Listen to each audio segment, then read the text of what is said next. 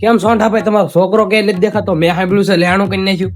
તમને ખબર છે તો હું કરવા પૂછો તો? કરી નાખ્યું તો કરી નાખ્યું. એમાં છોકરાને મારી થોડા નખાય.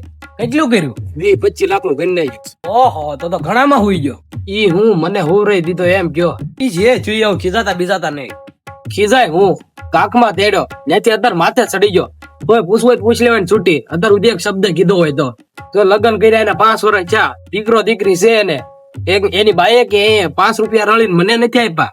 22 લાખ નું લેણું ભરી દીધું મેં. કોઈ મેં કીધું હો પાછું હું કહું હજી બોલ, હજી તારો બાપ બેઠો છે, હજી કઈ હોય તો કે.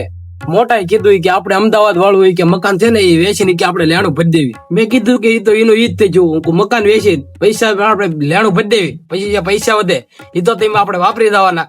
એટલે હું કોઈ શાંતિ રાખો બધું એ બધું થઈ જાય. તો લેણું કેવી રીતે થઈ ગયું? સંગત ફેર થઈ ગયું. હું માર્કેટમાં આવી ગયો. ભોળો પડે મારો છોકરો. આ સોરની વાત સેના સોરમાં જાય ને ત્યાં આવું થાય. છોકરાને જો ભાઈ અત્યારે કાંઈ કહેવાતું ના. બધાના છોકરા જોવો તેમ 2-3 લાખમાં ગળા પા બાંધે. આપડે છોકરો છે તો બધું છે, પણ એમાં છે ને ભાઈ થોડીક મારી ભૂલ છે. આ હેઠે હકાલવાની ઉંમરમાં છે ને મેં એને ખંભે બેહાર્યો. હા એ તો પરદા એમાં જ બગડે.